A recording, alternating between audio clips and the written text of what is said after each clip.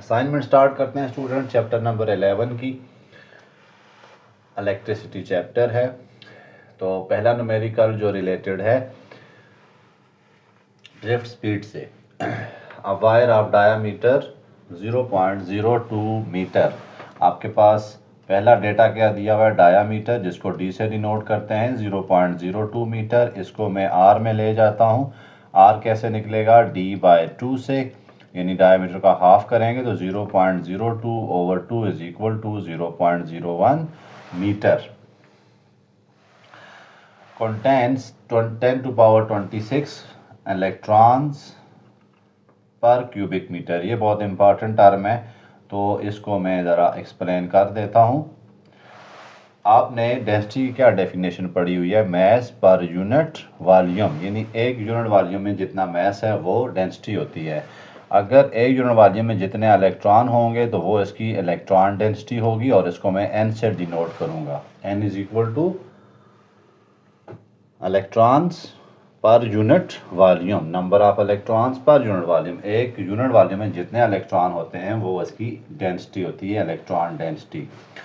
उसके बाद उन्होंने दिया आपको करंट, जिस विट इज़ 100 एम्पेयर, और फाइंड करनी पड़ रही है हमें ड्रिफ्ट स्पीड।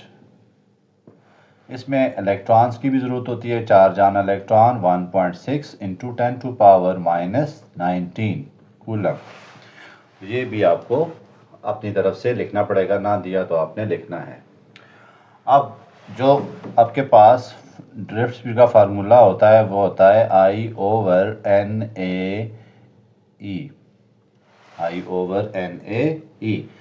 आई यहाँ पर current, N charge density, electron density, area आ गया, और E for charge on electron. I कितना है हमारे पास 100, N यहाँ पर 10 टू पावर 26 इलेक्ट्रॉन्स हैं एक यूनिट वॉल्यूम में, मल्टीप्लाइड बाय एरिया हमारे पास पाई इंटू आर स्क्वायर 0.01 का square, multiplied by charge on electron 1.6 into 10 to power -19। तो इसका अगर हम कैलकुलेटर में इसको सॉल्व करते हैं तो हमारे पास क्या आंसर बन जाता है, 2 into 10 to power 6, 2 multiplied by 10 to power 6 हमारे पास इसका आंसर आ जाएगा।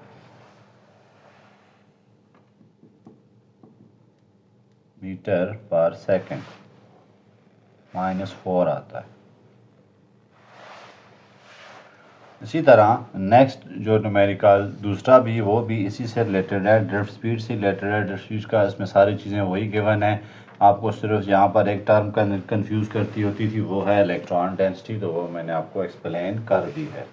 अब इस न्यूमेरिकल की बात करते हैं तो कैलकुलेट दी करंट। अब आपसे करंट पूछा जा रहा है। एरिया उन्होंने आपको डायरेक्ट दे दिया 1 cm², लेकिन मीटर स्क्वायर में जाना है तो हम क्या करेंगे, 1 इंटू 10 टू पावर -2 का स्क्वायर, या इसको लिखते हैं 1 into 10 to power -4 metre square. Centimetre से जाना होता है 10 टू पावर -2 से मल्टीप्लाई करते हैं, और चूँकि स्क्वायर है तो फिर स्क्वायर ले लेते हैं सेंटीमीटर का। यहाँ पर देखें स्क्वायर, यहाँ भी स्क्वायर। उसके बाद यहाँ पर स्पीड दे दी है उन्होंने हमें, VD ड्रिफ्ट स्पीड दी है 1.5 इंटू 10 टू पावर -2 मीटर पर सेकेंड। यानी जब हमने पोटेंशियल अप्लाइड किया पोटेंशियल डिफरेंस, तो उन्होंने इतनी स्पीड गेन कर ली है। कितनी speed, 1.5 into 10 to power -2 metre पर सेकेंड है, वो सेकंड नहीं है। और इलेक्ट्रॉन डेंसिटी, यानी कि एक यूनिट वॉल्यूम में कितने इलेक्ट्रॉन हैं, 10 टू पावर 34 इलेक्ट्रॉन्स पर क्यूबिक मीटर। तो फार्मूला वही रहेगा, VD is equal to I/NAE। अब की बार हमने I फाइंड करना है, तो I is equal to cross multiply करा देते हैं, VD multiplied by NAE। VD हमें गिवन है 1.5 इंटू 10 टू पावर -2, N हमें गिवन है 10 टू पावर 34, एंड एरिया हमें कितना गिवन है 3.14 पाई आर स्क्वायर होता है। तो इंटू 1.4 1 इंटू 10⁻⁻⁴, ये हमें डायरेक्ट एरिया दिया हुआ था, ठीक है। और चार्ज ऑन इलेक्ट्रॉन कितना है, 1.6 इंटू 10⁻⁹। सारी चीज़ें हमें गिवन है, तो इजी सा न्यूमेरिकल है। तो आंसर कितना आ जाता है, I is equal to 0.24 ampere. Move करते हैं थर्ड असाइनमेंट की तरफ। असाइनमेंट नंबर 3 स्टार्ट करते हैं। वायर ऑफ लेंथ 10 मीटर, एक वायर है जिसकी इनिशियल लेंथ 10 मीटर है और उसकी उस टाइम पे रेजिस्टेंस कितनी है, 100 ओम। इस वायर को उन्होंने 3 टाइम्स स्ट्रेच किया, इंक्रीज की उसकी लेंथ, तो न्यू लेंथ कितनी बन गई, 30 मीटर। अब यहाँ पर हमें न्यू रेजिस्टेंस फाइंड करनी है। याद रहे, अगर आप लेंथ ज़्यादा कर रहे हैं तो वॉल्यूम में चेंज आता है। वॉल्यूम क्या होता है, L1A1, यही बात है, ये V है। और V क्या आ जाए, V2 क्या आ जाए, V1 है, ये V2 है।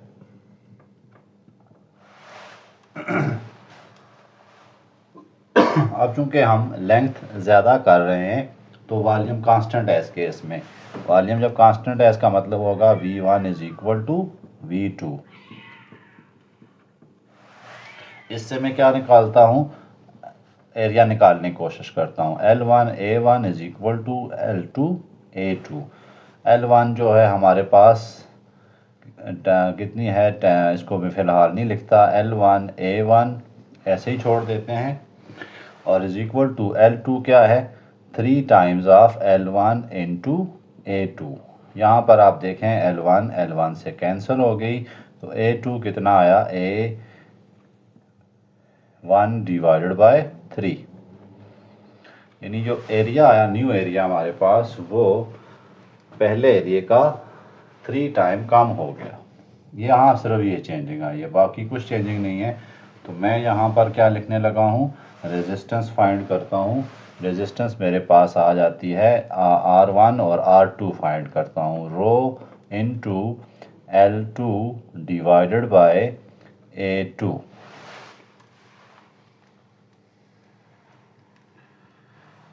ओके, अब यहाँ पर मैं और क्या चेंजिंग करूँगा, रो की जगह मुझे कुछ लिखने की ज़रूरत नहीं है। L2 की जगह लिखूँगा 3 times of L1 divided by, area की जगह क्या लिखूँगा, A1 डिवाइडेड बाय 3। उसके बाद ये 3 ऊपर जाके मल्टीप्लाई हो जाता है, तो 3 और 3 9, रो L1 डिवाइडेड बाय A1, ठीक है। तो रेजिस्टेंस 2 क्या आ गई, 9 टाइम्स ऑफ रेजिस्टेंस 1 के इक्वल आ गई। क्योंकि ये सारा 1 1 है तो उसके मैं R1 लिख सकता हूँ। R2 कितनी आ जाएगी आपके पास, 9 इंटू रेजिस्टेंस कितनी है, इनिशियल जो है 100 है, तो टोटल कितनी हो गई, 900 ओम। ये हमारे पास R2 मिल गई है। अब असाइनमेंट नंबर 11.4 थोड़ी सी लेंथी है लेकिन इंटरेस्टिंग है। इसके लिए आपको किलोवाट आवर का फार्मूला थोड़ा सा मैं इंट्रोड्यूस करा देता हूँ। किलोवाट आवर के लिए आपको ये फार्मूला याद रखना पड़ेगा, power multiplied by time, time लाजमी शर्त है कि घंटों में होना चाहिए, डिवाइडेड बाय 1000, ठीक है। ये इसका फार्मूला है। अब यहाँ पर चूंकि जब भी आप में बिल कैलकुलेट करते हैं तो वो 30 दिन का होता है, इसलिए टाइम के साथ जितने भी आवर होंगे उनको 30 से हमने मल्टीप्लाई कराना पड़ेगा। तो 30 से मल्टीप्लाई कराने के बाद ही आपका आंसर आएगा। तो पावर यहाँ पर देखते हैं, 3 चीज़ें उन्होंने दी हुई हैं, तीनों चीज़ों की हमने जो कास्ट ऑफ इलेक्ट्रिसिटी है वो निकालनी है कि महीने का कितना बिल आ रहा है, ठीक हो गया। अब पहला मैं निकालता हूँ बल्ब का। बल्ब कितने बल्ब है उसकी किलोवाट पर आवर निकालते हैं। देखें, पावर की जगह मैं लिख दूंगा 40 बल्ब है और टोटल बल्ब कितने हैं 10। देखिए 10 बल्ब है ना, एक बल्ब की जो पावर है वो 100 वाट है, तो 10 बल्ब की कितनी हो जाएगी, 40 इंटू 10 मल्टीप्लाइड बाय टाइम कितना है 10 आवर्स डेली चलते हैं, तो महीने में कितने चलेंगे? 30 आवर्स डिवाइडेड बाय, महीने में 30 हैं तो मैं 30 से मल्टीप्लाई कराया, ठीक है। ये 30 किस लिए मल्टीप्लाई कराया? एक मंथ का मैं कैलकुलेट करना चाह रहा हूँ। अब यहाँ पर हम कैलकुलेशन करते हैं, 3 ज़ीरो हैं, 1 2 3 काट गए हैं, बाकी क्या बच गया? 4 × 3, 12 किलोवाट आवर आ गया। नहीं, एक बचेगा ना, 120 किलोवाट आवर। अब दूसरी चीज़ है फ्रिज। फ्रिज की देखें पावर कितनी है, 10 फ्रिज हैं तो पावर है 250, मल्टीप्लाई बाय कितने फ्रिज हैं? 10 फ्रिज हैं। अच्छा, फिर मल्टीप्लाइड बाय कितने घंटे चलता है? 24, और महीने में इतने घंटे चलेगा, डिवाइडेड बाय 1000। अब देखते हैं, ये तीनों ज़ीरो इन 3 ज़ीरो से कैंसिल कर देता हूँ मैं, बाकी मल्टीप्लाई करते हैं तो हमारे पास कितना आ जाता है? 18,000 यूनिट, 1800 किलोवाट आवर। आसान अल्फाज में ये यूनिट होते हैं। अच्छा, इतने यूनिट हो गए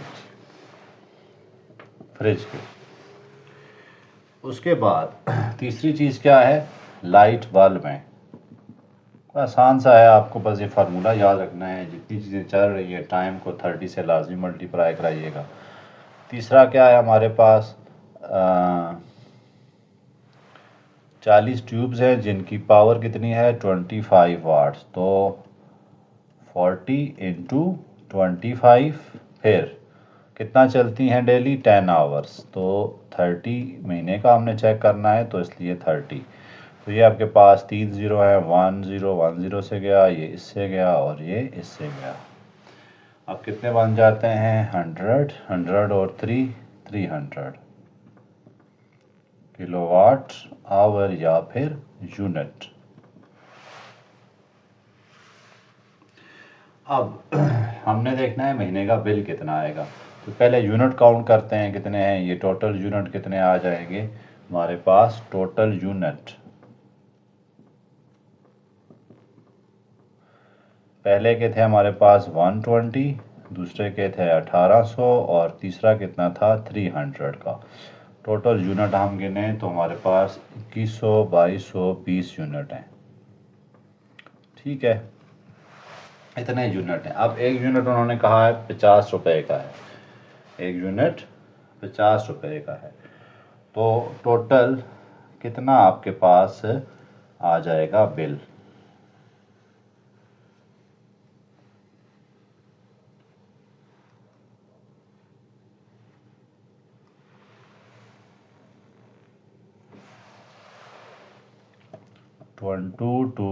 टू सिफर मल्टीप्लाइड बाय 50।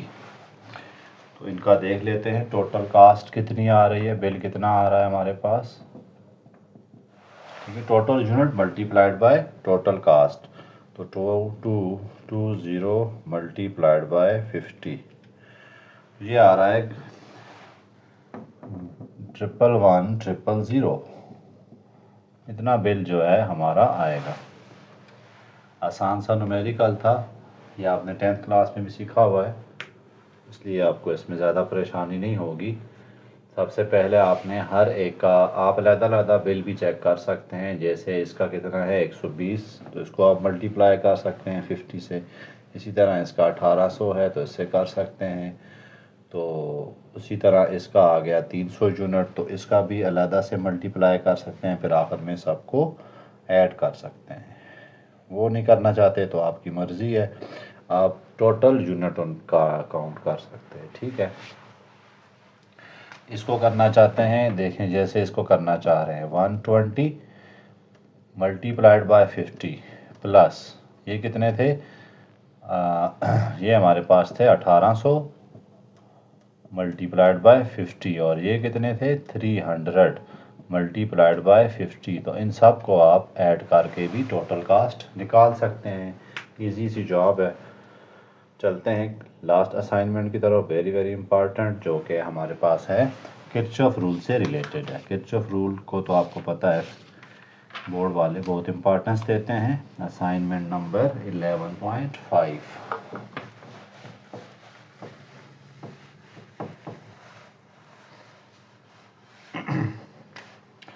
हमें एक लूप दिया गया है, पहले मैं लूप बना लेता हूँ।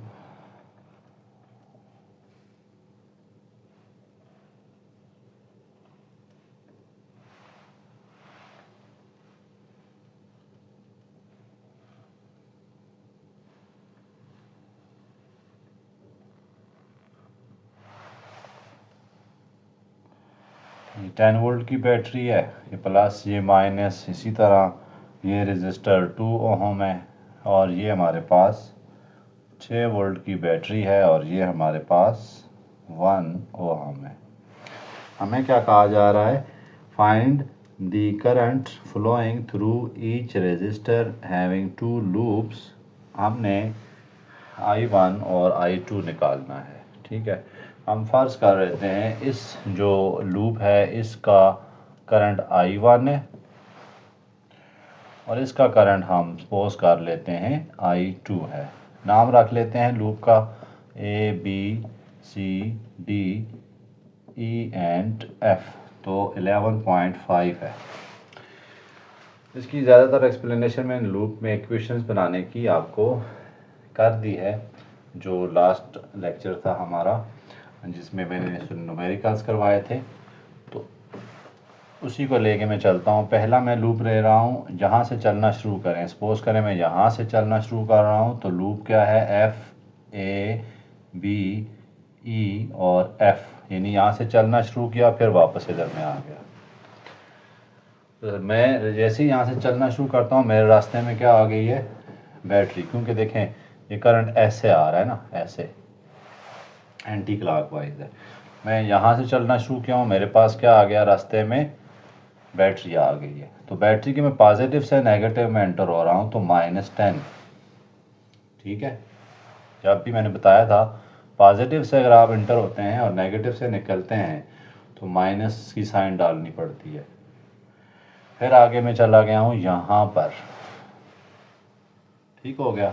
अब ये I1 आ रहा है यहाँ तक, I1 यहाँ पहुँचेगा, जंक्शन आ जाता है। इस जंक्शन के दो हिस्से हो जाते हैं, कुछ करंट इधर चला जाएगा और कुछ करंट इधर। अब जो करंट इसको मिलेगा वो क्या होगा, I1 माइनस I2, इसका नाम I2 है। इन दोनों का डिफरेंस, जो करंट यहाँ से चला गया ना वो भी तो माइनस करना है हमने। ये करंट सारा तो नहीं जाएगा उधर, इसमें से कुछ माइनस होके जाएगा। जो माइनस हुआ उसको मैंने I2 का नाम दे दिया, और ये है 2 = 0।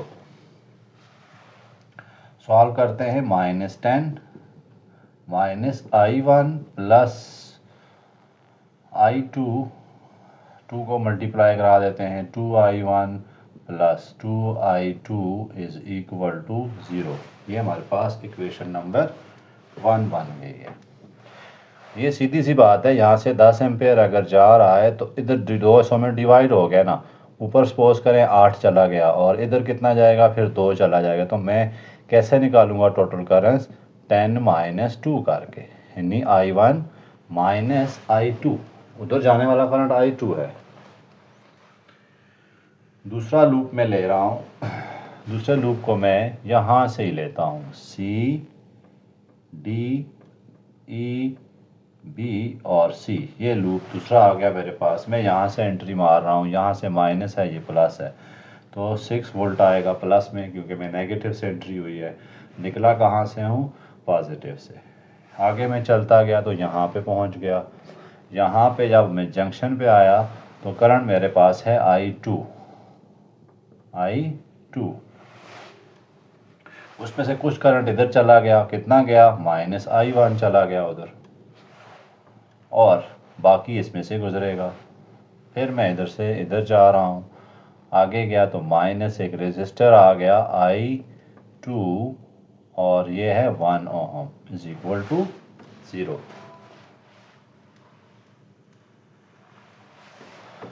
6 minus I2, 2I2 plus 2I1 minus I2 is equal to 0। यहाँ कुछ ऐड सब्ट्रैक्ट हो रहा है, 6 minus 3I2 plus 2I1 is equal to 0। अब दोनों लीनियर इक्वेशन है, आप गौर करें तो यहाँ 2I2 यहाँ 2I2 दोनों सेम है। अगर आप चाहते हैं एलिमिनेशन मेथड तो वो कर दें, नहीं चाहते तो आप सब्ट्रैक्शन मेथड भी कर सकते हैं। मैं करने लगा हूँ एलिमिनेशन मेथड, यानी सब्ट्रैक्टिंग, क्योंकि ये दोनों इक्वल हैं तो दोनों के साथ साइन सेम है, तो सब्ट्रैक्टिंग 1 फ्राम 2, आप 2 फ्राम 1 भी कर सकते हैं, फ़र्क नहीं पड़ता। तो 6 minus 3I2 plus 2I1 is equal to 0। Minus किसको माइनस कर रहा हूँ, इसको। तो पहले मैं minus 10 minus 2I2 plus 2I2 minus 2I1